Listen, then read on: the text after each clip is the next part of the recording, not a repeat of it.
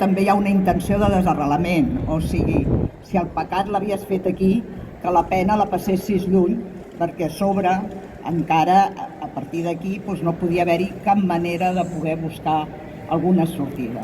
Per què ens posaven allà? Per ser rebels, per intentar sortir-te una mica de la norma i sobretot perquè érem dones. Perquè érem dones que no estàvem dintre del que es podia considerar el que pretenia de nosaltres el nacionalcatolicisme. Unes dones sumises, unes dones que havíem d'estar dedicades a la qüestió reproductiva i realment tenir uns fills que fossin també a l'exèrcit d'aquest franquisme i nacionalcatolicisme que ho imbuïa tot. La manera com ens tractaven allà és indescriptible. Es tractava sobretot de considerar-te una pecadora, d'haver pecat, i fins que anàvem passant per una mena de...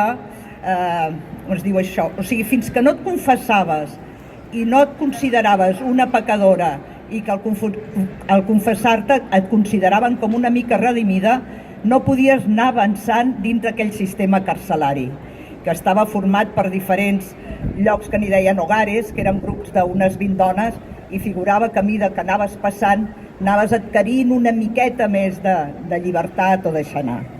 Tot això us han explicat, i van haver-hi suïcidis, però hi havia una cosa terrible per mi, que era el que no podies mostrar ni empatia ni parlar amb cap altra noia. No podíem saber res de les altres. Hi havia realment una mena de dir, i es donava el cas, i això ho vaig viure jo concretament, que a la que hi havia una mena d'apropament o una mica més d'amistat o així, aquesta altra persona o l'enviaven a un altre centre o la separaven de tu amb càstigs. En càstigs perquè existien les cel·les de càstig, no? I estaves allà uns quants dies apartades del que era. Com passàvem el dia? El primer de tot, llevar-nos a molt d'hora, amb unes habitacions que eren col·lectives, sense cap mena d'intimitat, i cap a missa. Després de la missa, en el cas de les adoratrices, s'adorava el Santíssimo Sacramento, com és el que elles feien.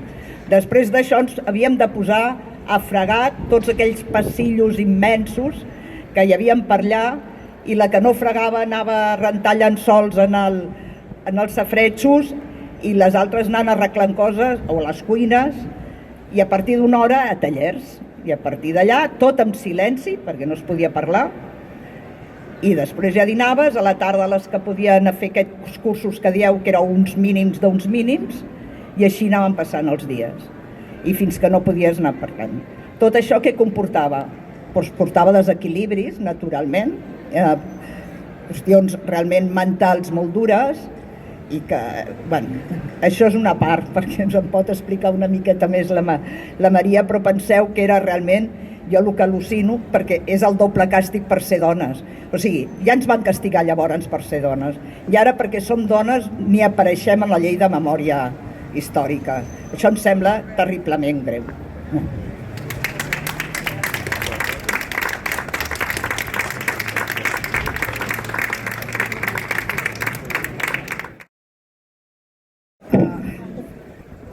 Jo soc la Maria Forns. Han aparegut aquí, s'han esmentat molts centres, la majoria a Madrid, i podria semblar que tot era a Madrid. Hi havia una voluntat de desarrelament i molta gent anava a Madrid, moltes noies eren traslladades a Madrid. Però aquí també n'hi havia. Aquí hi havia... A Barcelona hi havia centres de les adoratrices i de no sé quin altre ordre.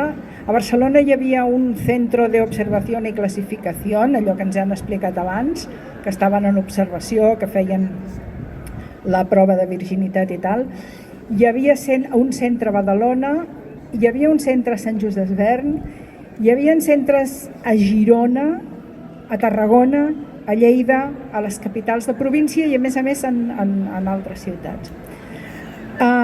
Vull dir que no passava només a Madrid. El que sí que passava era que noies d'aquí anaven a Madrid o a Lugo o vés a saber on, i les d'altres punts doncs a vegades les portaven aquí. I jo relativament pel que fa a la distància entre el meu entorn I al lloc on em van portar vaig estar relativament de sort perquè vaig estar aquí a Barcelona, a les Hermanes Adoratrices del carrer Casanova, cantonada Consell de Cent, que ara és una escola concertada. Llavors també hi havia una escola allà, una escola privada, però a la part de dintre hi havia una altra cosa, aquesta mena de presó de menors, perquè eren presons de menors. Sobre el dia a dia no puc afegir, o no se m'acut que afegir gaire més que el que ha dit la Mariona. Jo hi vaig estar 11 mesos internada per la família amb l'assessorament del rector de la parròquia, que hi estava especialment interessat. Un dia m'hi van portar sense cap explicació i al cap d'11 mesos un dia me'n van treure sense cap explicació tampoc. Per mi una de les coses més frapants, més dures, era la incomunicació absoluta, és a dir, no podíem parlar entre nosaltres, com deia la Mariona, a la que si intentaves intimar una mica o explicar el teu cas amb una companya, de seguida eres sospitosa de ser lesbiana. Llavors, això era una cosa terrible i molts casos de sospites, indicis, etc., van anar a parar al psiquiàtric. I també anaven a parar al psiquiàtric les que eren especialment rebels, les que no podien domar. Jo vaig estar, suposo que a punt, però si més no vaig tenir sempre molta por que m'hi traslladessin, perquè el que sí que vaig rebre eren unes dosis de neurolèptics importants. El que passa que vaig tenir el seny de fer veure que me'ls prenia perquè no em destrossessin el cervell, però bé. Ara, pel que fa a la llei de memòria, sembla que en la ponència que hi està treballant ha sorgit una mica l'interès pel cas del Patronato i esperem que els grups polítics es posin d'acord per incloure'ns com a víctimes i en els sistemes de reparació.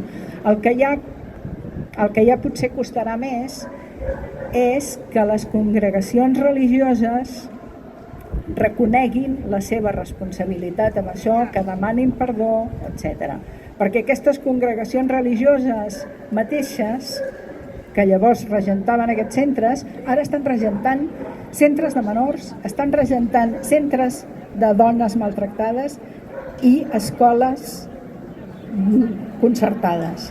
I aquí això costarà més.